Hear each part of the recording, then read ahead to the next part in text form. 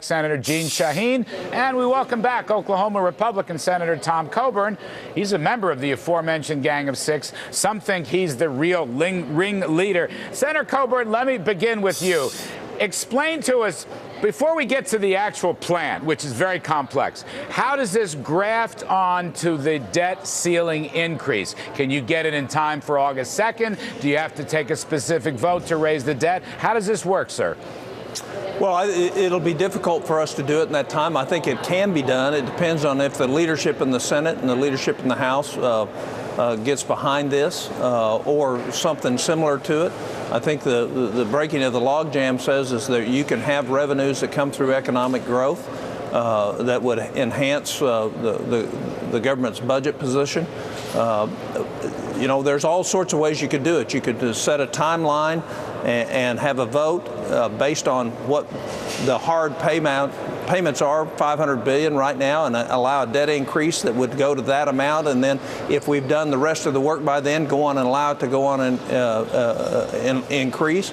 Or you could say the whole thing is contingent on us doing this at some time in the future, and there'll be a limited amount of debt limit increase. So I think it's possible for it to happen, Larry. I don't know if it will, but I think it's certainly possible. Well, Senator Shaheen, I guess I ask you the same question. Is it possible? Because the clock is ticking. This evening is July 19th. August 2nd is the drop-dead date. The whole world is watching, as you well know. And do you think legislatively this can get done? You've got the House Republicans. I don't know what their view is on this, but it seems like this is kind of a Hail Mary pass, Senator Shaheen. Well, I think it's an important bipartisan framework to get a deal done that would address our long-term debt and deficits. And the fact is we have a two-part challenge. One is how we're going to deal with the debt and the deficits, and the second is what are we going to do to raise the debt ceiling so we don't have financial catastrophe. And as Senator Coburn said, there are a number of different ways to do this, and hopefully we can get the leadership behind it and work it out so we can not just increase the debt ceiling and deal with the short-term concerns that we heard earlier from the businesswoman who talked, but we can actually put in place a long-term deficit reduction plan that will deal with this country's debt. Senator Shaheen, just let me ask a follow-up. Are you okay with closing down the long-term health insurance plan, the so-called Class Act that was embodied in Obamacare's Health Act? Are you okay with that? Is that going to be a controversial point? You know, I think there are going to be a number of pieces in any proposal that we can all agree to that individually we don't like. But I think the question is, are we going to be willing to put everything on the table, discretionary spending, defense spending, mandatory programs, and revenues, and are we going to be willing to work out a bipartisan solution that's going to be in the best interest of this country? And that's what I'm interested in doing. Senator Coburn, a lot of people, as you can well imagine, are worried about $1 to $1.5 trillion in revenues. I know you're using the Bowles-Simpson marginal tax rate relief, but here's some of the issues that are being tweeted as we talk this evening. What's going to happen to 401ks? What's going to happen to IRAs? What's going to happen to capital gains? And is the AMT tax cut really real? The AMT tax cut would be completely eliminated. It's real. Nothing will happen to 401ks at all. There's no change on that. None of that is contemplated.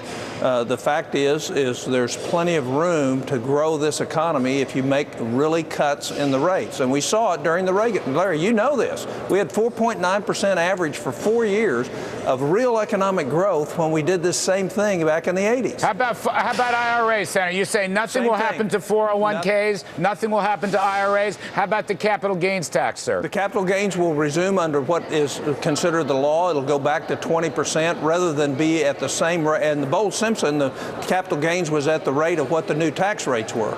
So we've actually made it better than what it was in the Bowles-Simpson, so it'll be at 20%. All right, that is better. Senator Shaheen, also on the revenue side, it's about 2 to 1, as I understand it, spending cuts to revenue increases. Will that pass muster on the Democratic side? Well, again, I think the question is, do you want to put in place a long-term proposal that's going to produce almost $4 trillion in cost savings, which is what everybody who's looked at this in an objective way says we've got to do?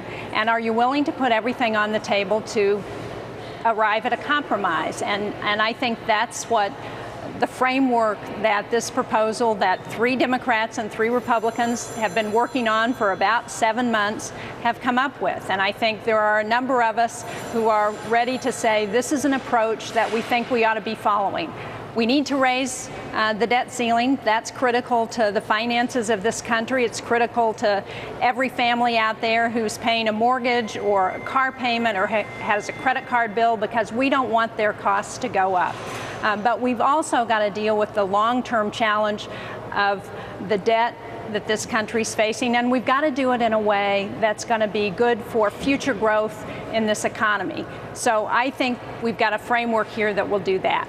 Senator Coburn, can we talk about some of the spending cuts? I mean, I mentioned the Class Act from Obamacare getting taken out. Okay, you've got a lack of detail. That's what I'm hearing from a lot of different people. You talk about a $500 billion down payment. I'm not sure what that means. 4 years of capping the budgets of the various departments and agencies. I'd like to hear you on that. And you defer Social Security, and I'm going to ask you if you're going to defer Medicare. And I guess the summary question, Senator Coburn, is, are these cuts real? Can they be relied upon? Larry, I don't kid around very much. I think the cuts are real. There's $500 billion in health care, mandatory cuts in this. Some of it will be used to respond to the SGR, the physician payment area. I think that you can count on the cuts being real. The caps are real. There's a new enforcement mechanism the Senate's never had. You have to actually pass a separate piece of legislation, and it has to be passed with 67 votes to ever get around any of the caps. That's going to be highly unlikely, and you got to do it for every one time. So if you want to violate the cap in more than one area, you got to pass another piece of legislation. So you have to have a real good reason for ever violating the cap. Senator, that's been the problem in the past. I don't mean to interrupt, but I just want to ask what spending to GDP share would you have in this bill? What is the actual number? Or what are you targeting? Are you targeting 25%, 20%, 18%? No. Well, what I target is under 20%. That's the only way we get healthy again. And that's why I was going to say, based on your conversation with Senator Sheen, this is a start. Everybody knows we have to start, and we also know that $4 trillion doesn't solve all the problems, but it starts us down the way to send the confidence to the international financial community that we understand our problem and we're working on it. All right, well, you had a vote of confidence from the stock market today, no question about it. All right, it's great to see you, Senator Coburn. Ms. Shaheen, thank you for coming on. We hope you'll join us again in the future. Now, over in the House, folks, they're voting this hour on something else. This is the GOP's cut, cap, and balance proposal. It is expected to pass the House.